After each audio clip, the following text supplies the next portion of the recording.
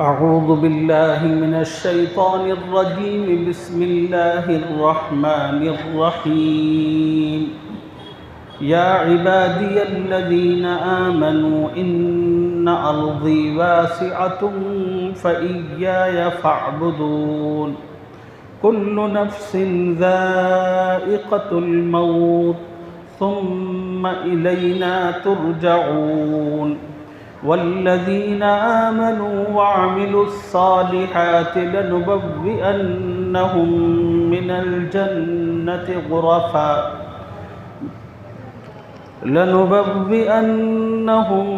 من الجنة غرفا تجري من تحتها الأنهار خالدين فيها. نعم أجر العاملين الذين صبروا وعلى ربهم يتوكلون. صدق الله العظيم.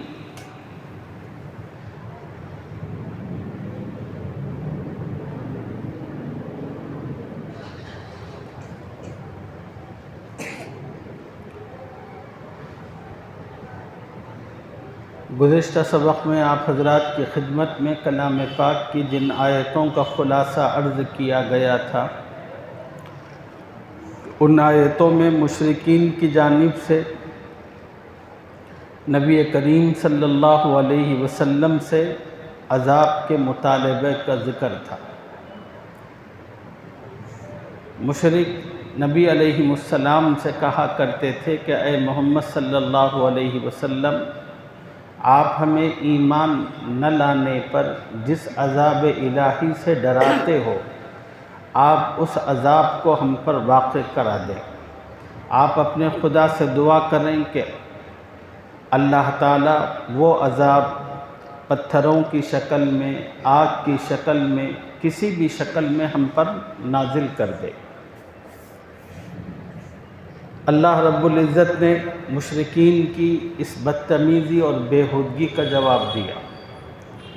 کہا کہ اے نبی، ان لوگوں کی حرکتیں اور شرارتیں اس طرح کی ہیں، ہونا تو یہ چاہیے تھا کہ اسی وقت ان پر اللہ کا عذاب آتا اور اللہ ان کو تہس نہس کرتا، لیکن اللہ نے دنیا میں ہر چیز کے لیے ایک وقت مقرر کر رکھا ہے۔ جب کسی بھی چیز کا وہ وقت ہوتا ہے تو پھر اللہ کا قانون حرکت میں آتا ہے۔ چنانچہ اللہ تعالیٰ نے بھی ان بدبختوں کے لیے ایک وقت مقرر کر رکھا ہے۔ آپ ان سے کہو کہ اتنا اودھم مچانے کی، اتنی جلدی کرنے کی ضرورت نہیں ہے۔ جس عذاب کا تم اللہ سے مطالبہ کر رہے ہو اس کا ایک وقت ہے، اور جب وہ وقت آئے گا تو پھر وہ اللہ کا عذاب ضرور تم پر واقع ہو کر رہے گا۔ ابھی میں نے آپ کے سامنے کلام پاک کی جن آیتوں کی تلاوت کی ہے، ان آیتوں میں اللہ تعالیٰ ایمان والوں کو تسلی، دلاسا، اطمینان دیتے ہوئے فرما رہے ہیں، یا عبادی الذین آمنو، اے میرے وہ بندو جو ایمان لائے، ان ارضی واسعہ، میری زمین کشادہ ہے، میری زمین بہت بڑی ہے۔ اگر یہ مکے کے لوگ تم کو اطمینان کے ساتھ یہاں رہنے نہیں دیتے، اللہ کے دین کی محنت کرنے میں رکاوٹ بنتے ہیں، کلمہ بلند کرنے میں یہ لوگ رکاوٹ بنتے ہیں، نماز پڑھنے کے اندر رکاوٹ بنتے ہیں، کلام پاک کی تلاوت میں رکاوٹ بنتے ہیں، تو اے میرے بندو، تم لوگوں کو زیادہ فکر کرنے کی اور سوچنے کی ضرورت نہیں۔ تم پر لازم ہے کہ ایسی سرزمین کو چھوڑ کر اس سرزمین کی طرف نکلو جہاں پر تم اطمینان سے اللہ کی بندگی کر سکو، اللہ کی عبادت بجا لا سکو، نماز پڑھ سکو، اذان دے سکو، کلام پاک کی تلاوت کر سکو۔ علماء نے لکھا ہے اللہ رب العزت نے مشکل کے موقع پر مسلمانوں پر ہجرت فرض فرمائی ہے۔ ہجرت کی یہ فرضیت مسلمانوں پر اس وقت ہے جب مشرکین کا مسلمانوں پر ایسا غلبہ ہو جائے، مشرکین کا مسلمانوں پر اتنا کنٹرول ہو کہ جس کے نتیجے میں مسلمان شعائر اسلام کو ادا تک نہ کر سکے۔ مثلا مسلمانوں کے لیے پابندی ہو اذان دینے میں، مسلمانوں کے لیے پابندی ہو جماعت سے نماز پڑھنے میں، مسلمانوں کے لیے دین کے اور جو عمومی اور جو مجموعی اعمال ہیں ان سب چیزوں میں جب رکاوٹیں پیدا ہونا شروع ہو اور مسلمانوں پر زمین اتنی تنگ کر دی جائے تو ایسے وقت مسلمانوں کے لیے اس زمین کو چھوڑ کر دوسری اطمینان والی زمین پر جانا فرض ہے۔ چنانچہ جب مکے کے حالات اسی طرح کے ہو گئے تھے، مسلمانوں کے لیے اذان دینا، نماز پڑھنا، خانہ کعبہ میں کلمہ تکبیر بلند کرنا مشکل ہو گیا تھا، اور کوئی جیالہ ہمت کرتا تو سارے کے سارے مشرک اس قدر ٹوٹ پڑتے اور اتنا مارتے کہ وہ بے ہوش ہو جاتا، اور مشرک یہ سمجھ کر چھوڑتے تھے کہ اس کی روح قبض ہو چکی، اتنا مارتے تھے۔ چنانچہ ابو ذر غفاری رضی اللہ تعالی عنہ نے بھی اس کلمہ مبارک کو حرم میں پڑھا تو سارے کے سارے مشرکین ان پر ٹوٹ پڑے۔ ابو بکر صدیق رضی اللہ تعالی عنہ نے کلمے کو حرم میں پڑھا تو ان کے ساتھ بھی مشرکین نے یہی معاملہ فرمایا۔ جب مشرکین کا اتنا کنٹرول ہو، ان کی اتنی قوت اور طاقت ہو کہ مسلمانوں کے لیے دم مارنے کی گنجائش نہ ہو، پھر ایسے موقع پر مسلمانوں پر فرض ہوتا ہے کہ اپنا علاقہ چھوڑ کر جائے۔ اور حقیقت یہ ہے کہ کسی بھی انسان کے لیے اپنا علاقہ چھوڑنا بہت تکلیف دہ ہوتا ہے۔ کیوں؟ وجہ یہ ہے کہ انسان جہاں پیدا ہوتا ہے، جہاں رہتا اور بستا ہے، وہاں پر اس کا گھر ہوتا ہے، اس کے کاروبار ہوتے ہیں، اس کی دوستیاں ہوتی ہیں، اس کے تعلقات ہوتے ہیں، اس کی ایک پہچان ہوتی ہے۔ یہ تمام کی تمام چیزیں انسان کو اس جگہ سے حاصل ہوتی ہیں۔ اب انسان کے لیے اچانک ایسے مقام کو چھوڑ کر ایک نئے مقام پر جانا جہاں پر اس میں سے کوئی بھی چیز حاصل ہونے کی ضمانت اور گارنٹی بظاہر نہیں ہے، تو بہت مشکل ہوتا ہے۔ ہو سکتا ہے کہ نئے مقام پر جا کر پھر انسان کو سیٹل ہونے میں، اپنا کاروبار جمانے میں، گھر بنانے میں ایک عرصہ لگے، تو اس لیے اپنی زمین سے ہر کسی کو فطری محبت ہوتی ہے تو چھوڑنا مشکل ہوتا ہے، لیکن اللہ نے فرمایا کہ مسلمان کے لیے سب سے بڑی چیز اور محبت اور چاہت کی چیز خدا اور اس کا رسول اور ایمان ہے، اور جب تک مسلمانوں کے لیے ایمان میں آزادی ہے جہاں چاہے وہ رہ سکتا ہے، لیکن کہیں پر ماحول اگر اس طرح کر دیا جائے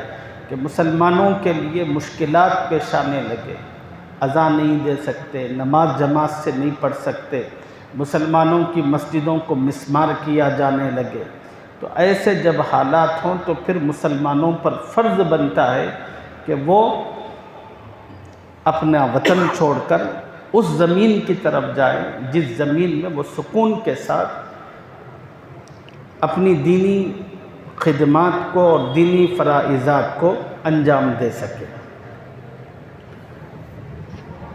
اور یہ ایسا فریضہ ہوتا ہے مسلمانوں کے لیے جن مسلمانوں پر میں استطاعت ہے جانے کی وہ تو فوراً نکلیں گے، اور جو مسلمان ایسی فرضیت کے موقع پر اپنے مقام سے نہیں نکلے گا، قرآن نے کہا کہ اس کا ٹھکانہ جہنم ہے۔ ہجرت جب فرض ہوتی ہے تو ہر کسی پر فرض ہوتا ہے کہ اپنا سب چھوڑ کے نکل جائے۔ جب مکے میں یہ حالات ہوئے تو نبی علیہ السلام نے مسلمانوں سے کہا کہ نکلو، مسلمانوں نے سب چھوڑ دیا، انہوں نے اپنے گھر بار چھوڑ، یہ فرض تھا یہ اللہ کی جانب سے۔ اور قرآن نے خود کہا کہ ہجرت فرض ہونے کے بعد کوئی مسلمان ہجرت نہ کرے تو وہ جہنمی ہے۔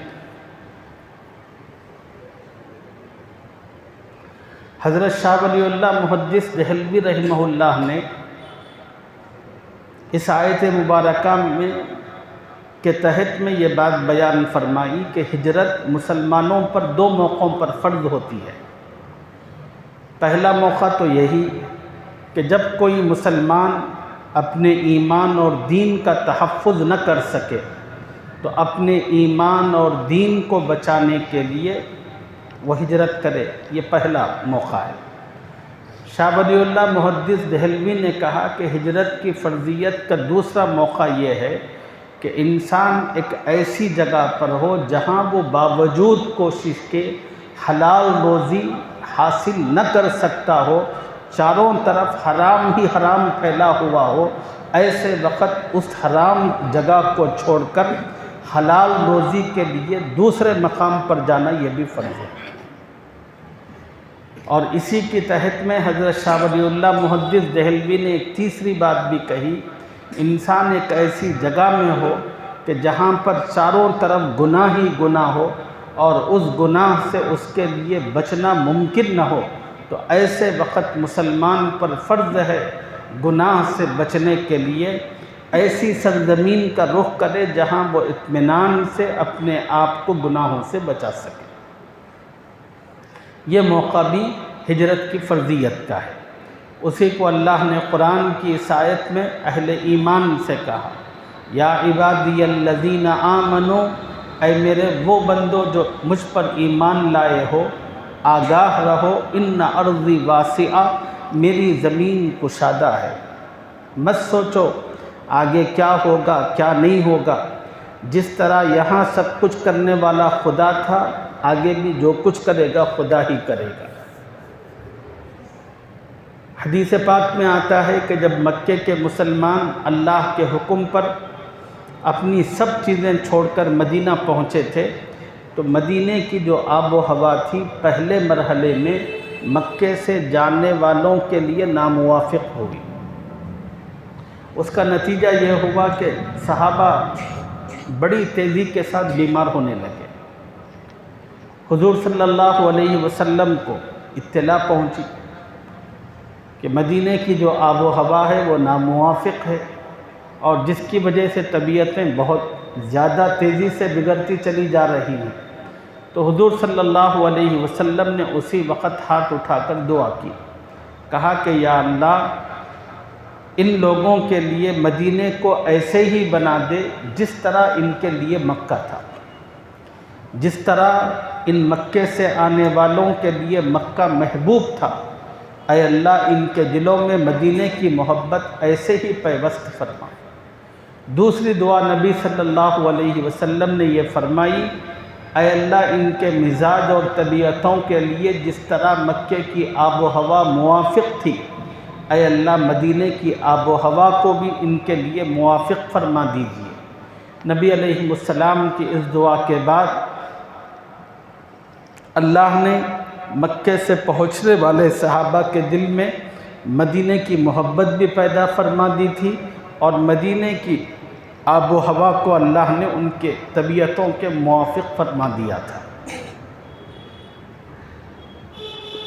اللہ فرما رہے ہیں کہ ان ارضی واسعہ، میری زمین کشادہ ہے، فإیایا فاعبدون، میری ہی عبادت کرو۔ کل نفس ذائقۃ الموت، سنو ہر شخص کو موت کا مزہ چکھنا ہے۔ اس دنیا میں تمام انسانوں کا کسی ایک مسئلے پر اتفاق ہے تو وہ موت ہے۔ موت کے علاوہ دنیا کے انسانوں کا کسی مسئلے پر اتفاق نہیں، حتیٰ کہ مسلمانوں کا خدا کی ذات پر بھی اختلاف ہے۔ بعض کہتے ہیں کہ خدا موجود ہے اور بعض کہتے ہیں کہ خدا ہے ہی نہیں۔ اب جتنے کمیونسٹ ہیں وہ تمام کے تمام یہی تو کہتے ہیں کہ خدا کچھ نہیں ہے۔ ہر مسئلے میں انسانوں میں اختلاف موجود ہے، لیکن پوری دنیا کے اندر متفق علیہ اگر کوئی مسئلہ ہے، دنیا کے تمام انسان جس مسئلے کو مانتے ہیں تو وہ موت کا مسئلہ ہے۔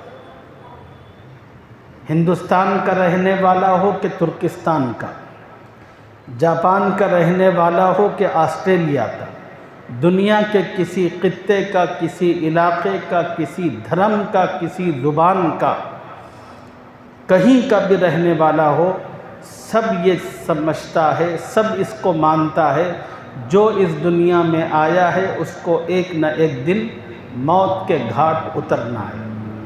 موت پر سب کا اتفاق ہے، اسی کو اللہ نے فرمایا کل نفس ذائقۃ الموت۔ سنو، ہر شخص کو موت کا مزہ چکھنا ہے۔ ثم الینا ترجعون، اور پھر تم سب ہماری ہی طرف لوٹائے جاؤ گے۔ اللہ فرما رہے ہیں کہ مرنے کے بعد بھاگ کر کہاں جاؤ گے؟ آنا تو ہماری ہی طرف ہے۔ اب زمین پر کتنی اکڑ دکھاتے ہو، کتنا کیا کچھ کرتے ہو، کچھ ہونے والا نہیں، آنا تو یہی ہے۔ ایک واقعہ ہے، لطیفے کی شکل میں ہے لیکن بڑی عبرت اور نصیحت کا ہے۔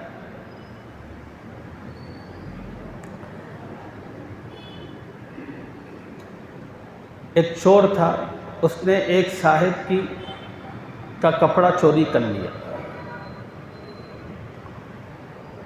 اب وہ صاحب اس چور سے اپنا کپڑا لینے کے لیے بھاگے، لیکن چور بڑا تیز تھا اور بھاگا۔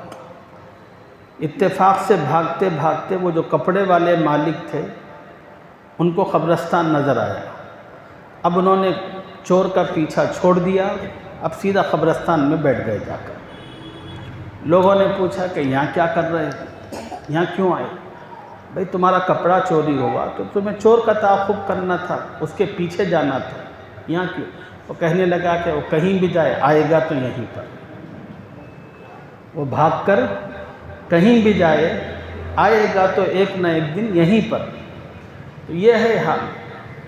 اسی کو اللہ نے فرمایا ثم الینا ترجعون، تم جاؤ گے کہاں؟ آنا تو ہمارے ہی پاس ہے، اور جب ہمارے پاس ہے آنا تو ہم ہر کسی کا بہترین طریقے سے حساب و کتاب کرتے ہیں۔ یاد رکھو، ایسا کام کر کے مت آنا کہ جب تمہاری خدا سے ملاقات ہو تو تمہیں رسوائی اور شرمندگی کا سامنا کرنا پڑے۔ دنیا میں رہتے ہوئے ایسا کام کرنا کہ جس سے اللہ راضی ہو، جس سے اللہ خوش ہو، جس سے تمہیں اللہ کا قرب اور محبوبیت حاصل ہو۔ ثم الینا ترجعون۔ اب اگلی آیت میں اللہ نے ایمان والوں کے لیے چند انعامات کا تذکرہ فرمایا۔ والذین آمنوا وعملوا الصالحات لنبوئنہم من الجنۃ غرفا، جو لوگ ایمان لائے اور نیک عمل کرتے رہے ہم ان کو جنت کے بالا خانوں میں جگہ دیں گے۔ رسول اللہ صلی اللہ علیہ وسلم نے ان بالا خانوں کی تفصیل بیان فرمائی۔ یہ ایسے بالا خانے ہوں گے، ان کی جو دیواریں ہوں گی اتنی شفاف، اتنی صاف کہ باہر سے اندر کا منظر اور اندر سے باہر کا منظر نظر آئے گا۔ دنیا اتنی ترقی کر چکی لیکن آج تک کوئی ایسی دیوار نہیں بنا سکا۔ ہاں، آئینہ تو ہوتا ہے لیکن دیواریں ایسی بن نہیں سکی۔ لیکن اللہ تعالیٰ جو بالا خانے عطا کریں گے، نبی علیہ السلام نے اس کی تفصیل بیان فرمائی کہ اس کی دیواریں اتنی شفاف، اتنی صاف ہوں گی کہ اندر سے باہر اور باہر سے اندر کی چیزیں نظر آئیں۔ ایک دیہاتی صحابی نے حضور صلی اللہ علیہ وسلم کی زبان سے جنت کے ان بالا خانوں کا تذکرہ سنا تو بے خود ہو کر پوچھا یا رسول اللہ یہ بتا دیں اللہ یہ جنت کے بالا خانے کس کو عطا کریں گے؟ تو حضور صلی اللہ علیہ وسلم نے 4 صفات بیان فرمائی، کہا جس کے اخلاق اچھے ہوں گے، جو اس وقت نماز کا اہتمام کرے گا جب سب کے سب لوگ سو رہے ہوں، تیسرا جو ضرورت مندوں کو محتاجوں کو کھانا کھلائے گا، ایسے لوگوں کو اللہ تعالیٰ جنت کے یہ بالا خانے عطا کریں گے۔ اللہ تعالیٰ یہ جو نبی علیہ السلام نے صفات بیان فرمائی ہیں، ان صفات کا خوگر بننے کی ہمیں توفیق عطا فرمائی۔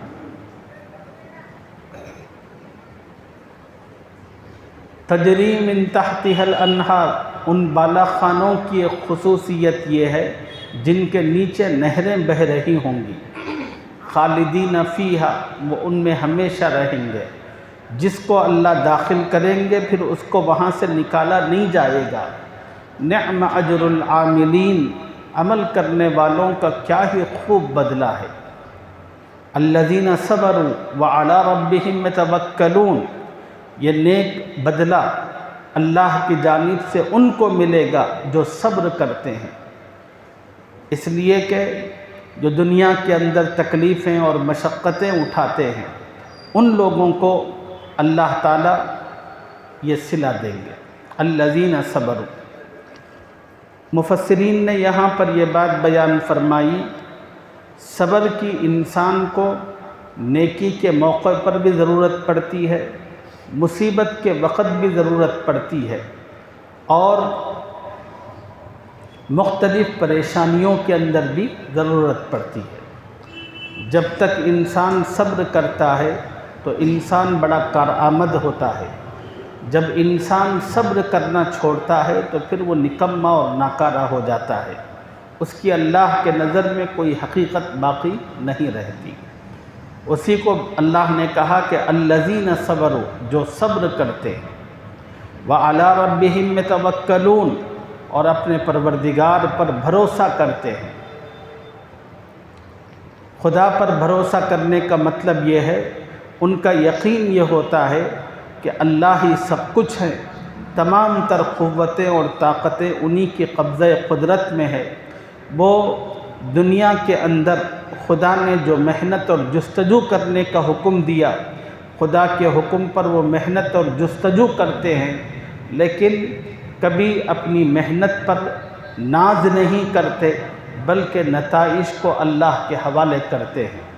وعلی ربہم یتوکلون، وہ اپنے پروردگار پر بھروسہ رکھتے ہیں، یعنی صبر کرنے والوں کو اور اللہ پر بھروسہ کرنے والوں کو یہ نعمتیں حاصل ہوں گی۔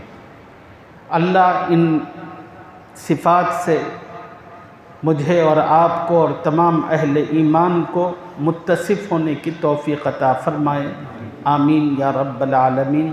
وآخر دعوانا الحمد للہ رب العالمین۔